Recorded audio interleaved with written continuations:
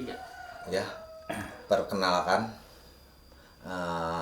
ini yang punya sejarah sebagai ketua Koperasi Penambang KUD Mekarjaya yang waktu itu sudah punya izin pertambangan di tahun sekitar 90.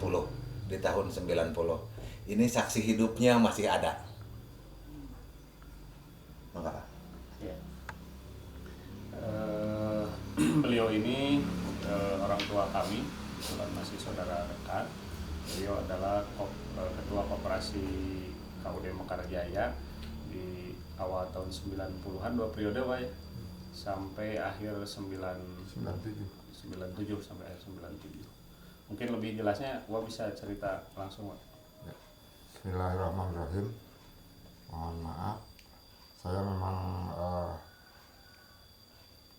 bukan asli orang sini, tapi kebetulan Allah menakdirkan saya harus hidup di sini di Karanglayung ini. Alhamdulillah, ini keponakan, ini juga sama keponakan.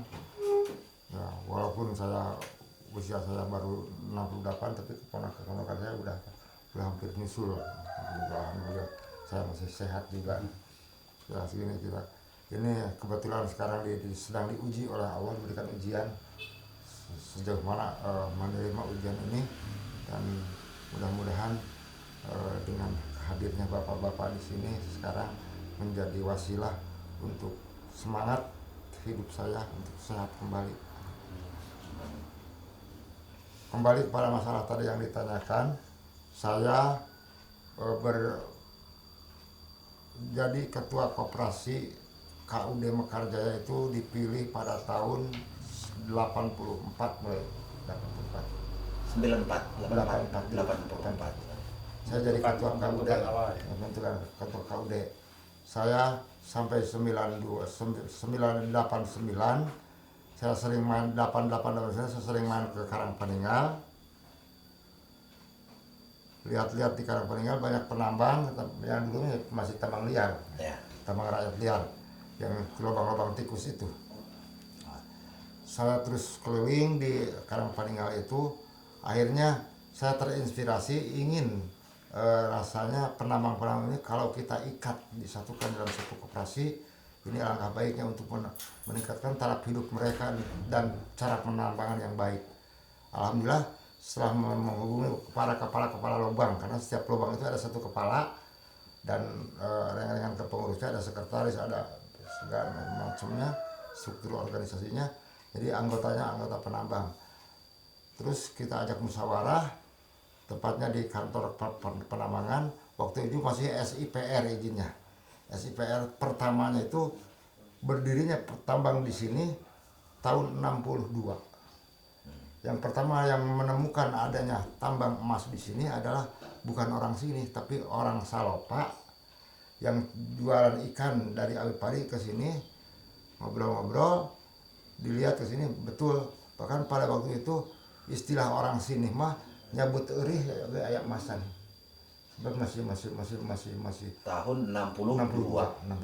Tahun 62. 61 tahun sampai sekarang. Iya. 62, terus diajukan izin oleh almarhum Pak bapaknya Ucup teh Pak Pancu, terus Pak Karna Haji Karmudin waktu itu belum jadi haji, terus Pak Cucu Purwata dari Cisarua. Ya.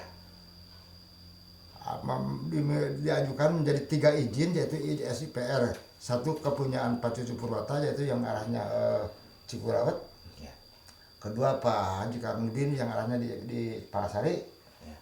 Yang ketiga di arah yang di mana di sini di Karangpaninggal yang atas nama Pak Sobandi, Pak Sobandi, Raja Datu. Ya. Seluas waktu itu hanya 15 hektar. Dan setelah saya jadi ketua KUD, terus mengajak bermusyawarah dengan para penambang. Kebetulan tokoh-tokoh penambang itu pada waktu Haji Ojak Karangjaya, Ya. termasuk tokohnya Epeng Ramlan. Saya ajak musyawarah, akhirnya dia sangat merespon untuk disatukan dalam satu koperasi, akhirnya setuju dan saya ajak menjadi anggota KUD dulu. Dia menyimpan di KUD Rp1.000 waktu itu iman pokoknya. Alhamdulillah waktu itu kurang lebih 200 penambang, 200 orang penambang jadi anggota sekaligus satu hari itu. Di anggota KUD, alhamdulillah.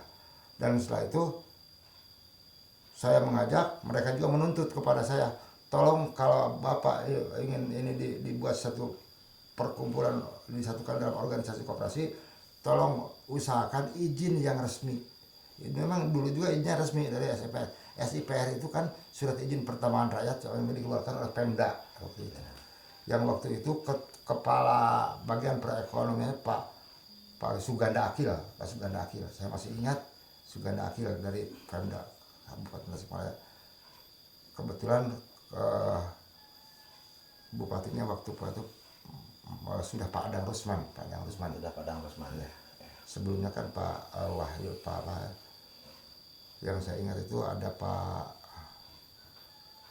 Bupati Tasikmalaya itu, saya masih di Galunggung, Pak siapa ya, Pak Adang Rusman, terus Pak Tatang Paranghakim, dari Pak Tatang Paranghakim ke Pak UU, Pak UU. Sebelum Pak UU ada juga Pak yang dari tentara itu, Pak Suryana. Ya.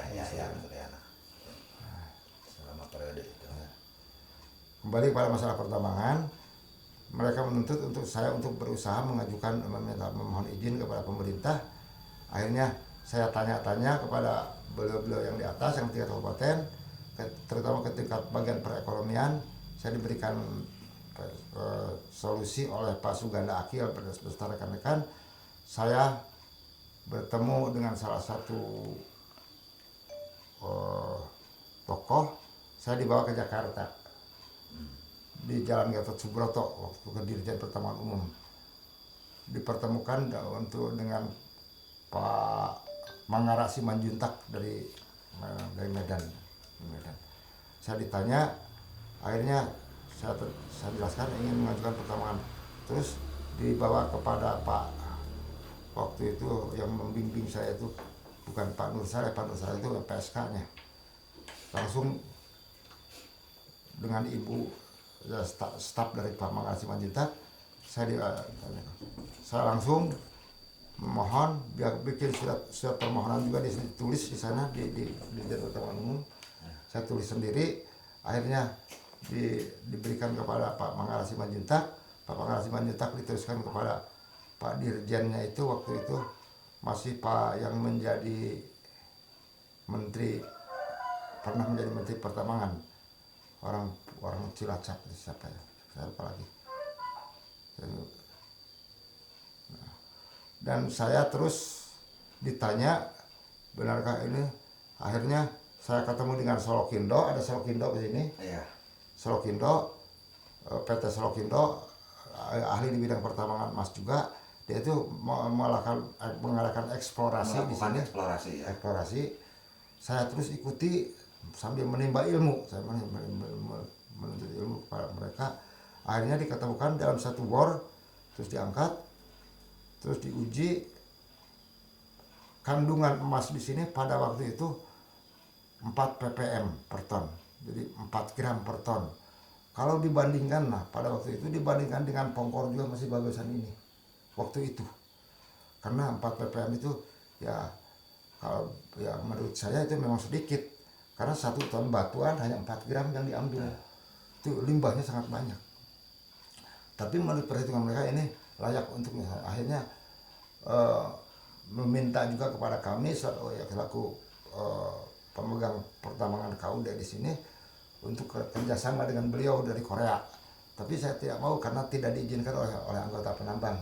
Saya tidak mau karena ini kalau diizinkan nanti akan diambil oleh orang luar, oleh rakyat. Saya pertahankan, alhamdulillah tidak jadi dikuasai oleh pengusaha besar itu. Akhirnya terus dikelola oleh rakyat sebagai tambang rakyat dengan dasar KUD waktu itu. Izinnya waktu itu sudah KP, kuasa pertambangan nomornya masih ingat 221 titik KP eksploitasi 3 KP sekaligus 3.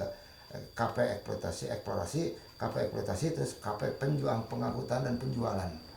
Jadi kami kalau menjual produksi itu tidak takut, ada raja karena punya izin untuk pengangkutan dan penjualan.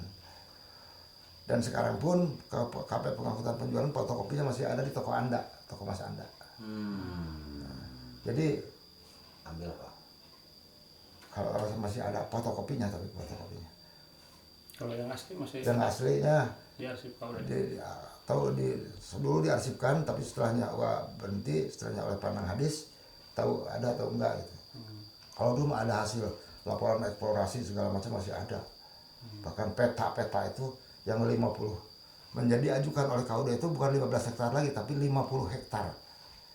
50 hektar, ada tambahan 35 hektar. Alhamdulillah. Nah setelah itu berjalan dengan cara manual pada penanaman rakyat, ya banyak yang berkunjung, bahkan dari Unisba, dari ITB, dan bahkan dari Jakarta, dari Universitas Jayabaya pernah datang ke sini untuk mengadakan praktek lapangan. Kalau dari UPN, dari Yogyakarta sering ke sini, bahkan kebetulan karena menginap di sini, makan juga harus disediain di sini. Istri saya menyediakan makanan catering di situ. Pada waktu itu alhamdulillah jadi ada tambahan penghasilan lah dari hasil tambang, dan juga melayani para mahasiswa dalam hal melaksanakan praktek lapangan, terutama ilmu ukur tambang. Dan sehingga saya juga diberikan kesempatan oleh pembimbing untuk memberikan pencerahan, memberikan gambaran kepada para mahasiswa tentang penambangan di sini. Sehingga alhamdulillah saya memang dikiranya oleh mahasiswa itu saya itu orang tambang asli gitu. Bahkan saya hanya ikut-ikutan. Awalnya hanya ikut-ikutan, tapi jadi ketua koperasi. Ya. Dan waktu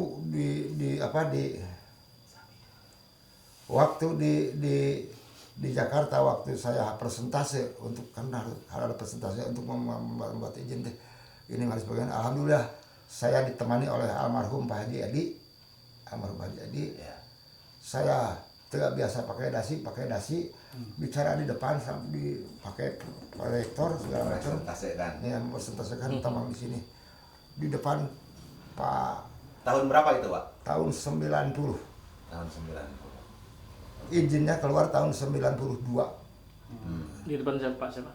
Hah? Di depan Pak Dirjen waktu itu, Pak Dirjennya masih Pak Dirjen. Kosim Ganda Taruna. daya ingatnya. Kosim Ganda Taruna. Dirjen SDM betul ya. Ya. Ya, Dirjen Sumber Daya Mineral. Terus saya diantar oleh Dirjen Koperasi, Dirjen Binus waktu itu, Pak yang menjadi Menteri Koperasi juga, orang Cilacap itu, saya lupa lagi.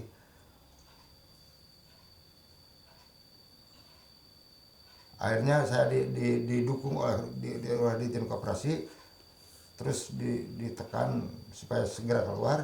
Akhirnya saya pada tahun 91 awal ke sana sendiri, karena dari sini berangkat malam naik bis, datang itu jam 4 lah, jam 4 pagi ke kantor Dirjen Pertemuan Umum itu. Baru ada Satpam 2 waktu itu di kantor itu. Saya ketuk, dibukakan, masuk, suruh mandi. Saya mandi dulu, akhirnya saya menunggu mau ketemu siapa. Saya nulis di buku tamu, ini kisah saya waktu mengurus izin pertambangan itu. Saya nulis, saya nama Maman Abdi Zaman, Ketua KUD Mekarjaya Karanglayung, Kecamatan Cineam. Waktu itu masih nulis dengan Kecamatan Cineam. Nah, sudah siang, saya sudah masuk ke ruangan perizinan. Saya istirahat di sana, disuguhi kopi sama OB-nya di situ. Terus setelah agak siang, saya dipanggil, karena dipanggil Pak Menteri. Pak waktu itu Ganjar Kartasasmita. Dipanggil Pak, langsung Pak Menteri. Ya, karena Pak Menteri waktu itu kebetulan lagi berkunjung ke Dirjen Pertambangan Umum. dilihat buku tamu ada orang Cineam. Beliau ingat karena pernah di Cineam gitu, Pak. Ke atas gitu. Saya dipanggil, terus waktu itu saya manggut, penghormatan kepada beliau manggil saya duduk di depannya. Saya saudara dari Cineam, iya. Tak kenal nggak dengan saya baru nggak kenal, walaupun namanya sudah mendengar tapi nggak kenal. Ya memang nggak kenal. Nah, mau kenal apa saya sebagai begini, beliau sebagai menteri nggak kenal kok. Nah, terus dia bawa kertas. Ini jalan Dewi Sartika, ini jalan ke bawah ke yang Bocoran. Ciampanan yang belok kanan teh kalau di sini. Jalan Cilirik. Enggak, Babakan di sana. Ciampanan. Ciampanan enggak dulu seperti itu. Ya. Karena apa ke situ Cilirik kan Kita ya? kasih Cilamata. tuh di situ. Baru lama anu kali itu nanti beras nama ka Ciampanan, namanya memang ka Ciampanan, ka Raja Datu. Raja Datu ya. Nah, di Babakan ada kalau udah dari Cineam ada belok ke kiri. Ya. Sebelum tukang jahit, nah, depan rumahnya Pak Dodi, ada Pak Seronda. Iya. Mohon. Raja Datu. Nah, kira-kira 10 meter di situ ditunjukkan ini rumah saya dulu di sini. Dulu mah ada pohon cengkeh 2. Rumah beliau. Rumah beliau. Jalan Dewi Sartika nih. Ya dari Sartika. Di Jalan- Kampung Perang. Ya, Komplek. Kampung Perang. Kalau dari sini sebelah kiri depan SD yang di bawah ada dulu ada pohon cengkeh 2. Babakan. Ya. Dulu mah ada ikin sate. Ya, Babakan. Ya, lanjut Pak. Ikin sate. Nah di situ rumahnya itu. Dia saya domisili di situ berapa lama. Makanya saya dukung. Ini surat Pak Menteri menyatakan dukungannya. Membuat surat sakti. Dari memang saya Untuk legalitas mendukung legalitas bahwa ini harus segera diproses. harus segera Diproses. diproses. Akhirnya saya bawa surat sakti itu ke Pak Mangala Simanjuntak waktu pengarasi bagian perizinan. Pak ini, yuk kenal dengan Pak Menteri. Ya kenal. Good. Terus beliau bikin memo kepada ibu stafnya segera selesaikan. Cuman berapa minggu, enggak bulan-bulan, berapa minggu saya dipanggil, izin sudah keluar 3% dulu di sana. Persentase disaksikan para ahli-ahli penambangan. Dan alhamdulillah berkat saya ikut menggali penambangan ini, saya punya pengalaman, bahkan kalau pegang batu ini bagus batunya, bisa menentukan. Karena dalam rabaan juga beda kan. Sebagai bukti waktu saya pelatihan di Jalan Gatot Subroto di Bandung, yang hadir itu para sarjana tambang BE semua se-Indonesia. Saya yang dari koperasi yang bukan sarjana itu hanya 2, saya dengan Dahri. Almarhum. Ya. Terus tutor itu membawa berapa puluh bongkahan batu disimpan di atas meja. Ini batu dari Belanda, ini batu dari Jerman, ini batu dari India, batu dari Papua, batu dari Kalimantan, dari mana-mana ada. Diuji oleh tutor itu, tolong mana yang lebih baik isinya batu ini. Bukan melihat yang bercak-bercak mengkilat, bukan, itu kan pirit ya. Saya tahu itu nggak usah, itu mau pirit, bukan emas, pirit ya. Kalau istilah di sini pirit. Akhirnya saya pilih, kebetulan saya ingin ngambil itu, ambil aja, ini serahkan, terus dikasih tanda, ini siapa? Saya Pak, siapa namanya? Maman Ajat dari KUD Mekarjaya, kedua Dahri dari KUD Mekarjaya. Akhirnya diumumkan yang tahu tentang isian batu ini adalah hanya 2 orang, itu juga bukan sarjana, adalah orang keluaran SD semua, yaitu ketua KUD dan sebagai dari unit pertambangan yaitu saudara Dahri. Saya ditepukin Pak, ditepukin tangan. Oh, sarjana kalah sama orang SD. Padahal ini berdasarkan pengalaman bukan berdasarkan ilmiah. Kalau berdasarkan ilmiah kan harus diuji dulu, apalagi harus dibawa ke lab, harus makan biaya segala macam. Saya tidak tahu lah masalahnya.